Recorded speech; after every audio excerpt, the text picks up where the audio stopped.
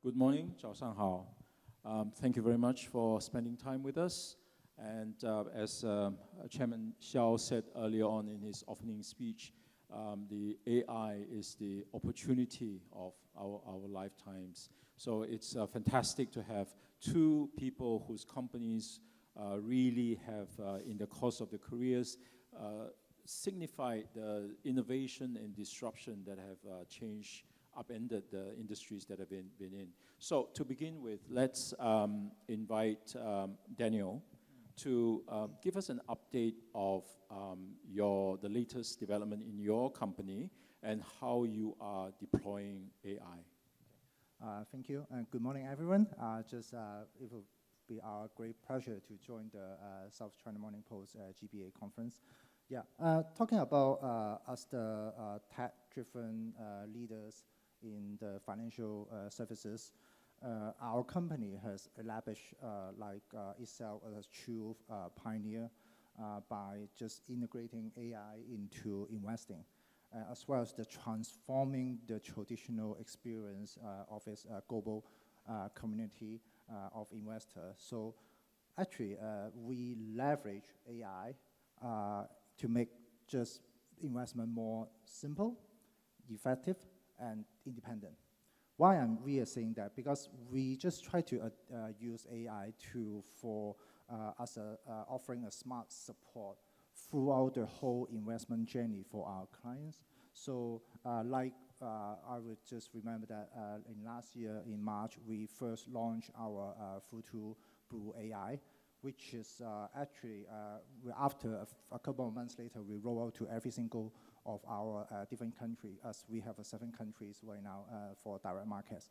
So actually, the Futu Blue AI has already provided, as an assistant for our investor. But I would just pinpoint a couple of points because we have implemented so many functions. So the major one is kind of an intelligent chat bot. Yeah. What it does, because we just, as I mentioned just now, because we just use the AI as to walk through the whole investment journey for our clients, no matter which kind of step.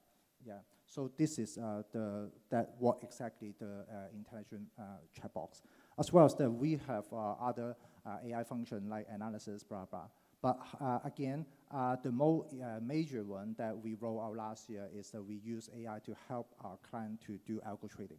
Because algo trading before is you have to do a lot of implementation coding in order to do market analysis. But having this AI actually is help our client to do a lot of stuff. So after that we roll out, we got some data from our Q3, which is actually is talking about 4.25 million quote within a 9 months time, which is we see quite a big adoption. Sorry, what is 4 million? Yeah, because because we roll our AI, we will calculate how many users is using our AI to really help their investment journey. So this is the kind of a number which is pretty big. So 4 million customers are using your AI-driven algo trading. In terms of the customer level, so we have, user is way more than that because we have over 30 million users right now. But in terms of the quote of this within Hong Kong, so it's quite big because most of the time, which is we have penetration is talking about 90%, yeah, of a Hong Kong client. So not about that because this is we also work with other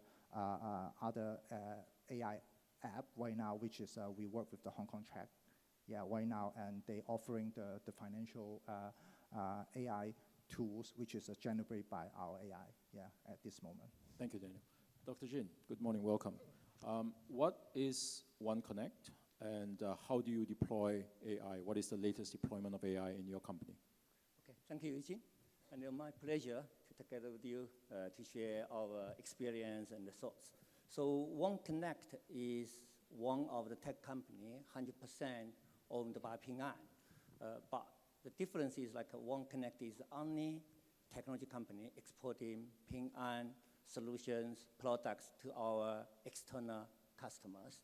And what we do is really not only technology, it's technology plus business. So that means, the technology solution together with our business scenarios. So that's kind of unique value we are trying to bring to our external partners and customers. So for Ping An overall, our AI strategy actually, we just announced is like AI in all. But the journey of AI in Ping An not started from last year. We started more than 15 years ago. So we have a central team for AI, and we have more than 1,000 scientists. We have 23,000 developers overall, and providing our service to more than 240 million customers. And in AI area, especially after large language model, actually we are covering all the basic areas. That means we try to leverage large language model to reshape our operation, our servicing, our management, every area.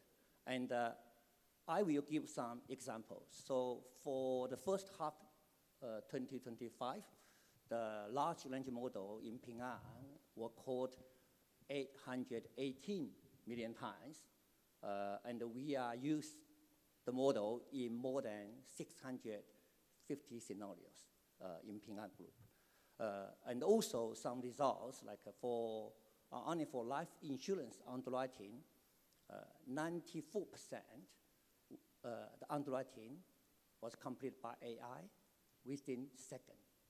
And for P&C life insurance, only for the fraud prevention, we saved about 6 billion RMB by leveraging AI technology.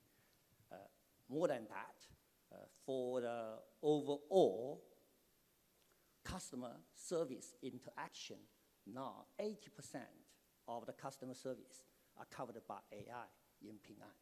So that some numbers I hope give some kind of a real imagination of how AI in Ping An used.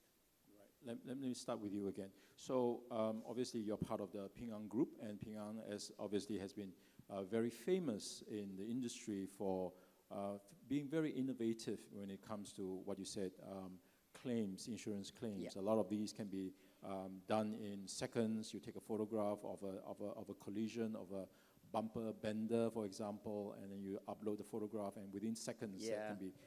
So One Connect really becomes the vehicle whereby all this technology, fintech, will be sold and offered to other clients.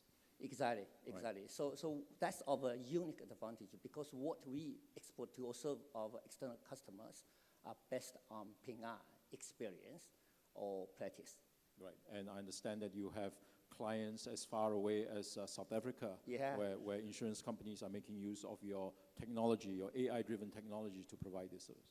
Exactly. So for One Connect, actually, we are shifting our strategy to overseas customers. At the moment, we have 215 overseas financial institute customers, and that covering Hong Kong, Southeast Asia, Middle East, and South Africa, as just mentioned. Okay, let's come back to you later. Daniel, very quickly, so how is AI giving your business that competitive advantage? You are an online stock brokerage, right? Your unique selling proposition is that you eschew the brick and mortar brokers, and you are all online. So how does AI make that more competitive? Yeah, you're right, because right now most of our business is doing online, but as well as that, because we start doing some offline business. But I think in terms of competitive, I would break it down into two parts. So one is to external, one is to internal.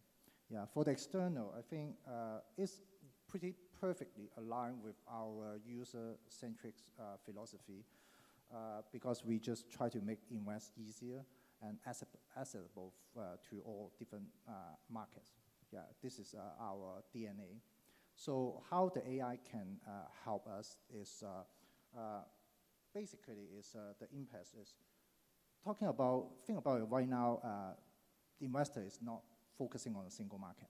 Yeah, they're focusing on a different market, or there's so many news, data, finance, and reporting, etc., etc. So you have to think about the data flow is pretty much or overflow for every single investor. So we use AI to help them, to assist them, to just to do more summarize for what they need. This is very important, yeah.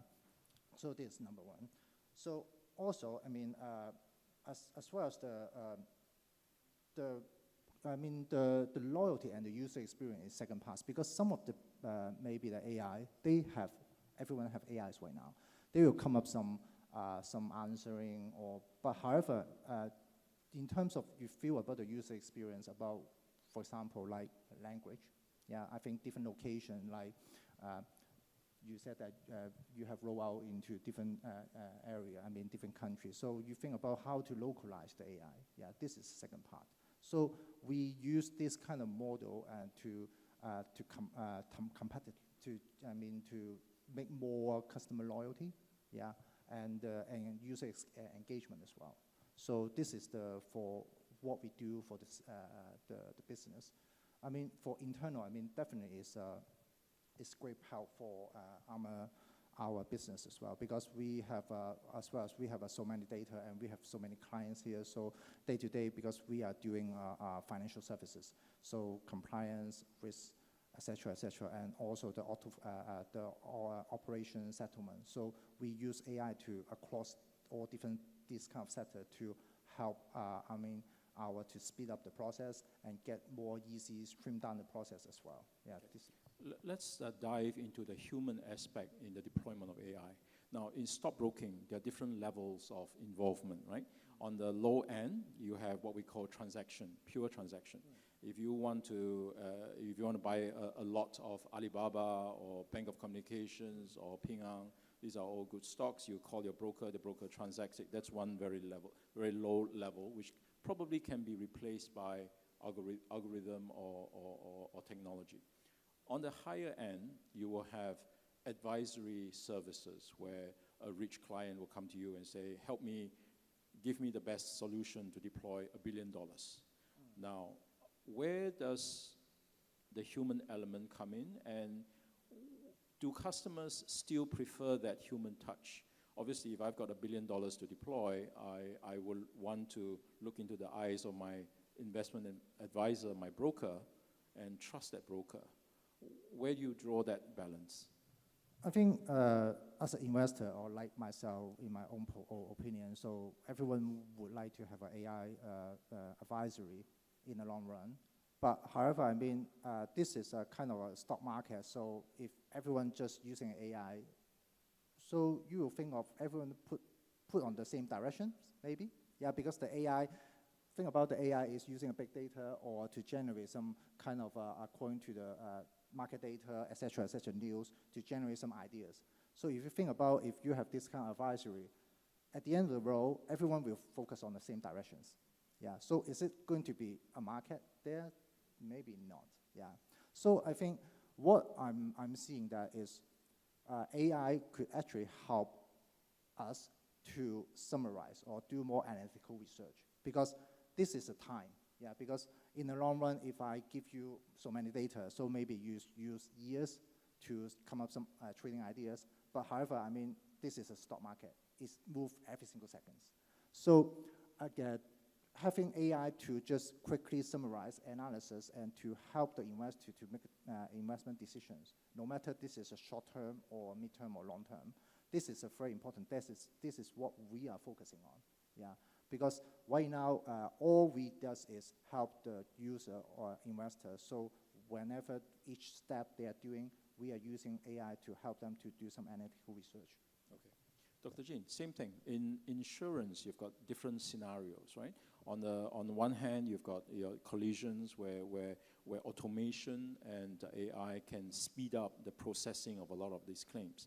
But on the other hand, you also have very high end where a wealthy individual might want to buy a very expensive insurance or wealth management product for the family.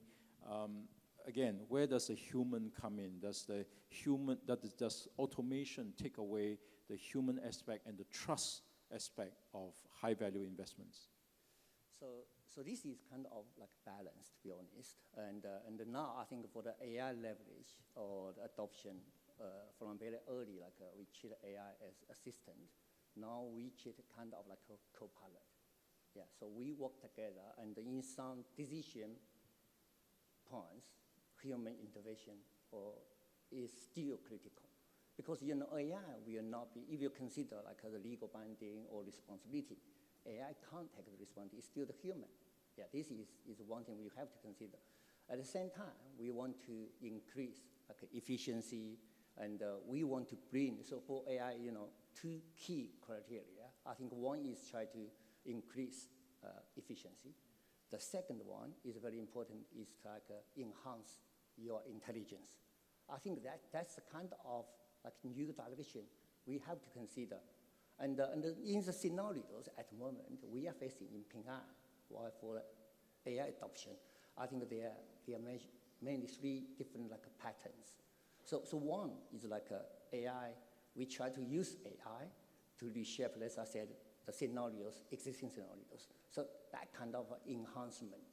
And another pattern is we want to use AI to help the new scenarios or new kind of business cases. So that kind of, like we say, is like a business extension.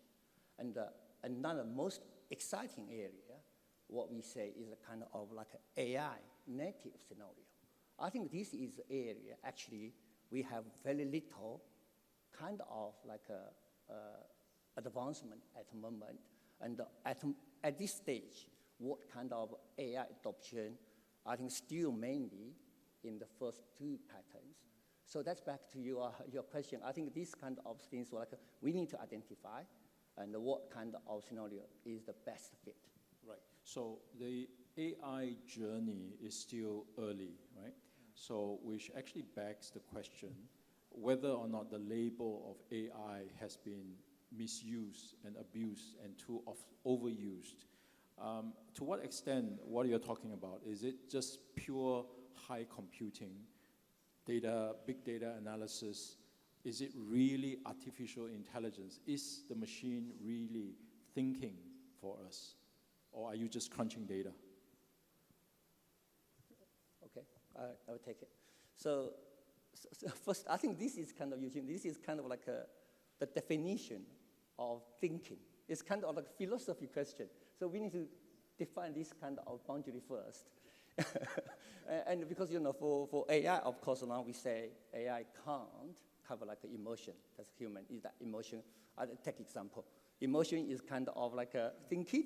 I don't know, And also the challenge for AI adoption now is more like we say explainable or trustable AI. And if you think a human thinking process, I just challenge, do you think of a thinking process really trustful sometimes?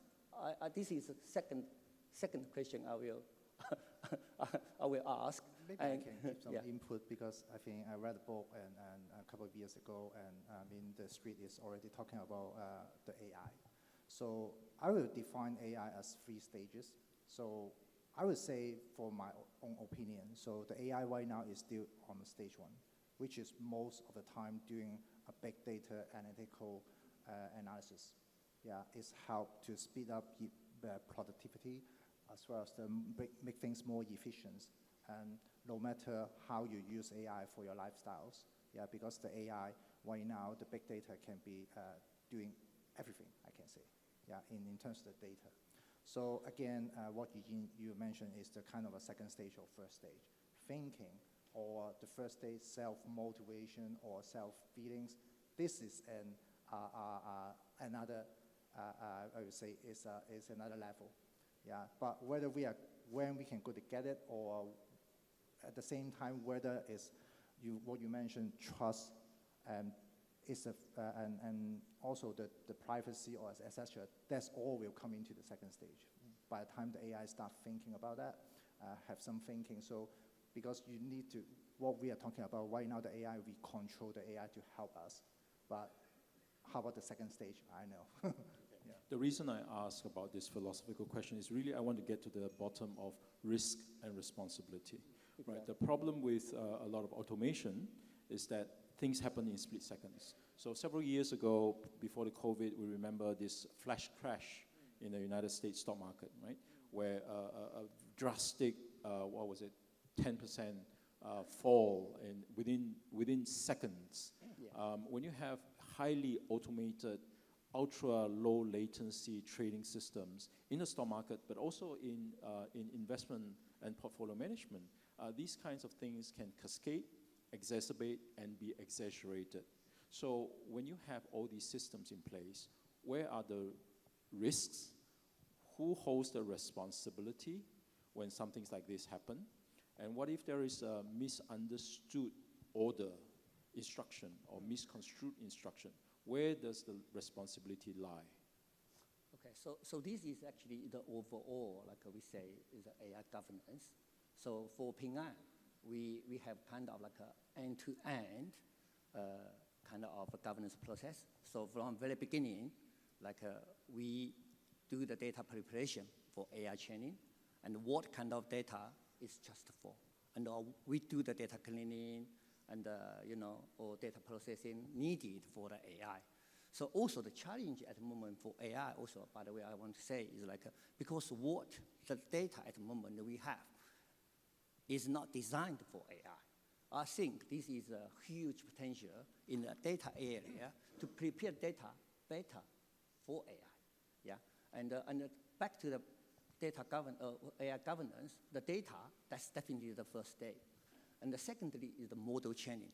How we do the model training, because kind of like model training, we can still control. For example, some contents in the model training, and also context. And also some controls you put in the model training. That's the second one. That's in the middle. And then the third stage will be the scenario. So based on the scenario, you need to design where is a critical decision point. So back to your worry, say, okay, sound like an automatic process may bypass human. So that's critical for human to identify in which points or decision points human need to intervention. For example, like a transaction, if above some like a volume of the money, maybe human need to intervention instead of like AI to automate the process. Just take that. So it's overall like a governance we need to put in place, and it need to be made clear the roles and the responsibility during the whole process. Do you have a process against flash crashes? Yeah, I think I would say AI and risk and compliance have to come together. You cannot just have AI without other things.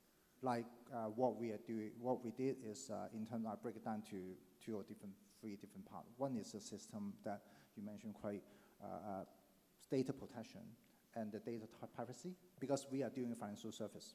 So we need to make sure the data and the privacy doesn't leak out in order to provide the AI solution for our customers. So that's why we have a closed system to do the whole modeling and protect the data as well. This is number one. Number two is, again, I'm pretty aligned with you, is just saying that is the mechanism. Because no matter what kind of AI modeling you're doing, you need to keep verify your models as well as keep integrate or just using some other data to just do more stress tests.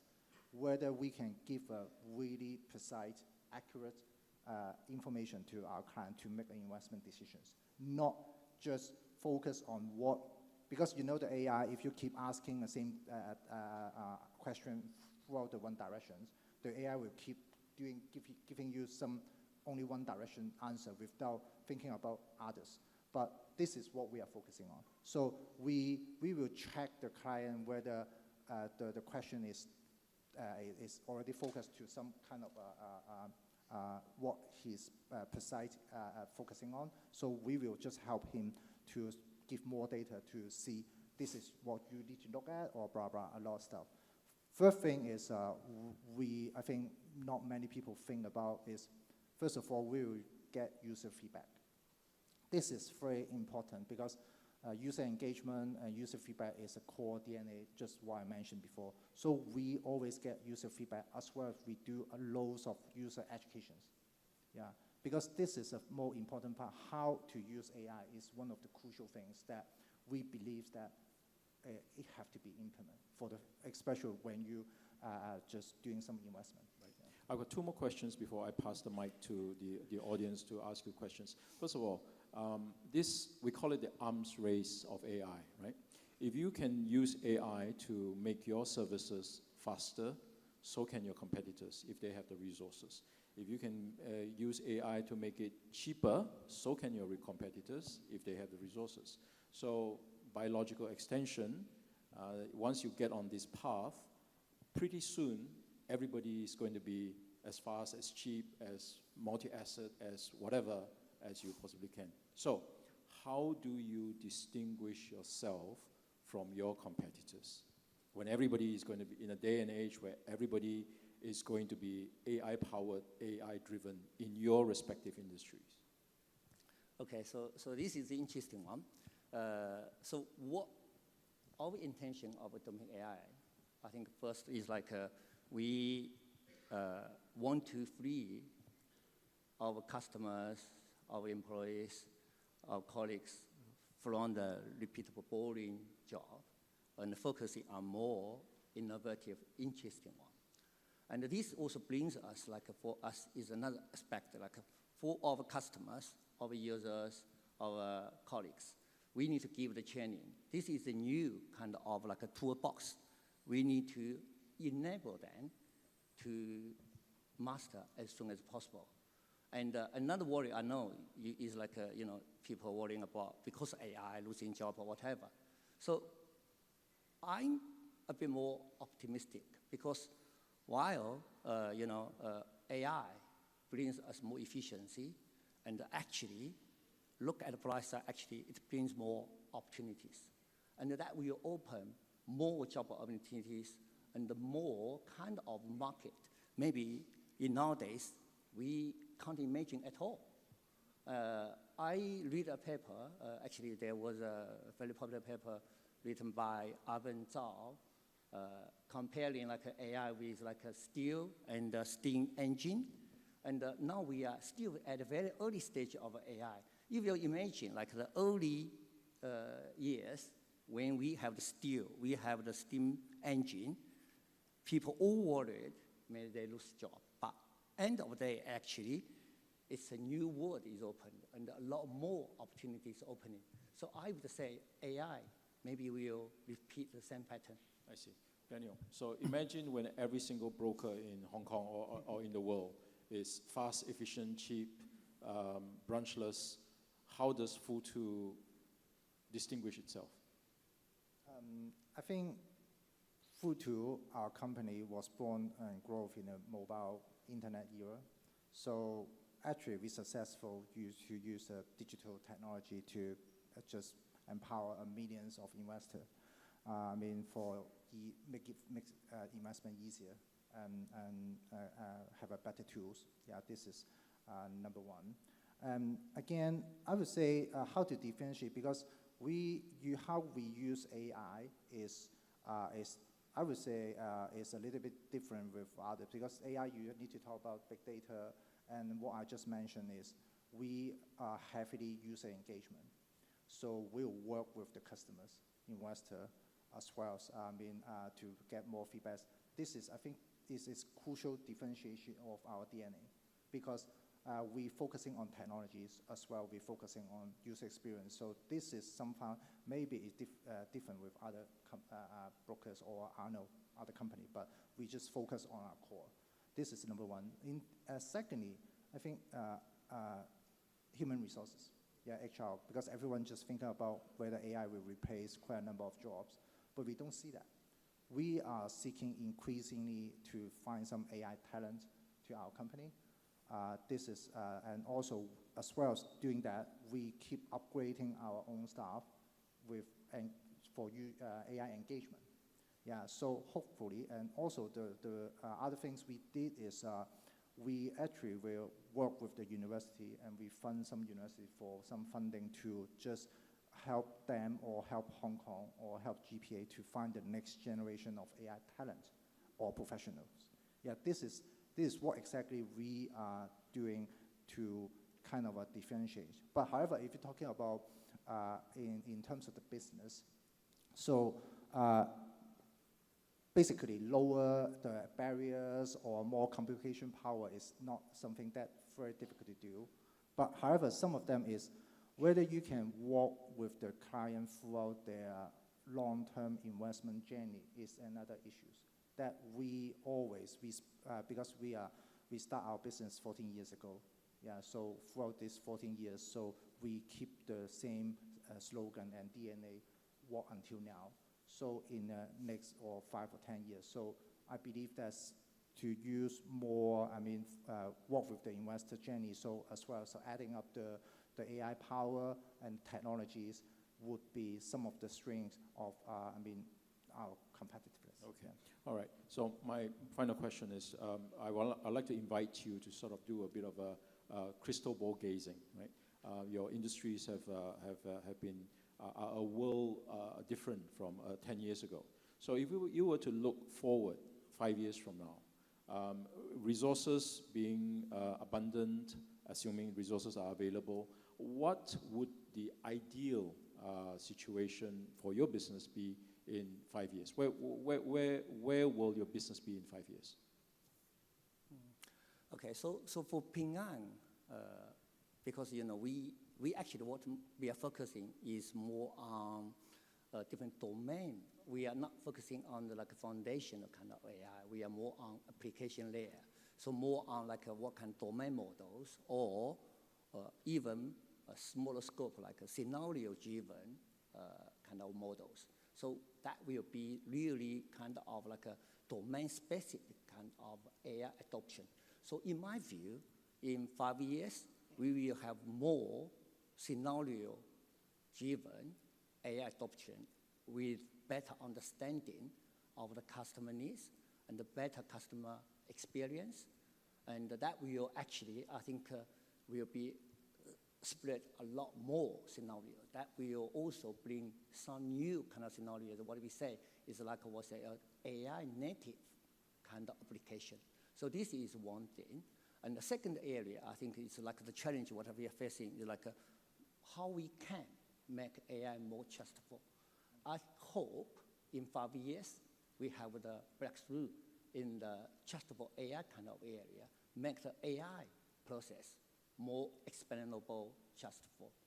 And the third area, in my view, is really how we can bring the AI to the wider kind of adoption in the society. I mean, not, as I mentioned, not only for the big companies, because now still only the big company maybe afford large language model. I hope in 5 years that will bring to not only to a big corporation, also retail, but actually for individual, also small companies. Okay, so more usage scenario, trust, and more adoption. Daniel? Yeah, I think 5 years time later, everyone will use AI as their lifestyles. So every day, every second, yeah. So again, trust is a pretty crucial. But however, for the financial industry, it's a challenge for us because think about not talking about 5 years. So I guess 3 years time or 4 years time, the trading is no longer have a trading hours. So we might become 7 times 24.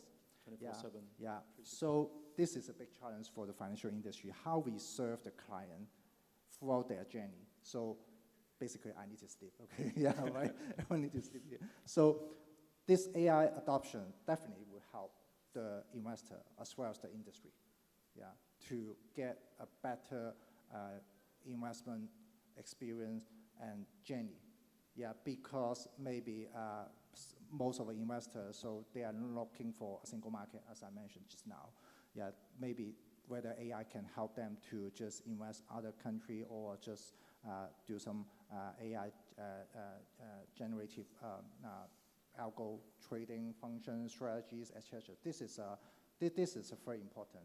But however, how to trust, this is again is the other way around of whether we trust the AI to doing so, because investment is talking about, if you like, you mentioned what happened in 2018 is just a big crash. So what was going to be? So this is a trust and the integrity or the accuracy, how the AI could help. But I believe that, there will be lots of model will come out later in the 5 years time. But however, if you think about AI, all about is data. Yeah. Great, thank you. We've barely scratched the surface of this topic, so I'm going to invite members of the audience to participate. Do you have any questions for either One Connect or for Futu Securities? We've got mics around the office, around the floor. We've got a gentleman over there and a gentleman over there. Please very quickly tell us who you are and who you want to address the question to. Yeah, my name is Wing. We ran the data center in China and globally. So when we see the AI, we see a fundamental changes from digital infrastructure, from the housing perspective, and then we see the technology integration from the application to the middle layer all the way down to the infrastructure layer. So that is changing. We also see the differences when we work within the firewall in mainland and outside the firewall. So we see the cross-border data transaction and all this interesting stuff. So from our perspective, from a digital infrastructure provider, we see the fundamental differences. So we need to adjust to cope with different clients, whether it's the to B to C client. So when you guys talk about this, then we look at the title around AI revolutionize the financial industry. So what you guys see the differences, whether it is a technology differences or a services level agreement, or from a regulatory perspective between the mainland China, Hong Kong, or the rest of the world when you try to leverage AI against the customer in China to B to G to C or in Hong Kong and beyond. So I guess the question is whether competitiveness is a function of technical or service. Is that correct? Is that a right summary? Yes, it's the differences between China, mainland, and the rest of the world from what you guys work on. I would say I would not differentiate if different locations, because again, what we mentioned is kind of trust, computation power, etc. This is a pretty much infrastructure and the system. But I think this, or even the data privacy, is for us same everywhere. We don't differentiate is what kind of country is doing, because we need to protect every single investor data privacy according to their governance. So if, let's say, if some of the really market is have a different compliance issue or governance issue, so how we deploy the system will be according to that, the law or whatever. But however, for us, is infrastructure and the services cannot just separate. It have to come together. Yeah. Dr. Jin, do you have a perspective? Yeah, so I think that's a good question, actually, because we are serving overseas custom different country, different region. So actually, from my perspective, actually, are pretty different. So in China, for the model usage is more on open source. But outside China, or especially US or Europe, more on commercial models, or, property like a large language model. So that's kind of difference. Secondly, for infrastructure, if you look China, non-China, also very different. If you like China, large language model adoption like a GPU, that comes from US or whatever. So that is different. Yeah. So our advantage, like in China, possibly if we fully leverage algorithm, application layer, but actually for the fundamental infrastructure, we have the constraint. So I think from infrastructure layer, also a different China and the non-China. I can see our customer, for some customer in Singapore, they want to have kind of balance, China technology or non-China technology, which is kind of considering as a resilience. Yeah, so that's definitely a consideration. And also for the user point of view, actually China adoption of large language model still a bit more on 2B. But in US, actually still kind of more on 2C side.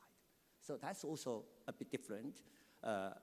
From technology company, our technology company, more on the, let's say, is like a more on from 1 to 100, kind of like a AI adoption. But for US, I think it's more on 0 to 1 breakthrough. So that's also the difference. So that's actually when we serve our customers for different countries, we do need to consider different factors. Yeah, I hope that answers your question. That's our observation, actually. Thank you. Yeah. Thank you. I know a gentleman there had put up his hand, but we are really running out of time, so I do encourage you to approach Dr. Jin and Daniel later on to ask your questions. And if you've got any other questions, please do approach them. But thank you very much for participating in today's discussion, and I hope you enjoy the rest of the conference. Please join me in thanking Dr. Jin and Daniel Xie.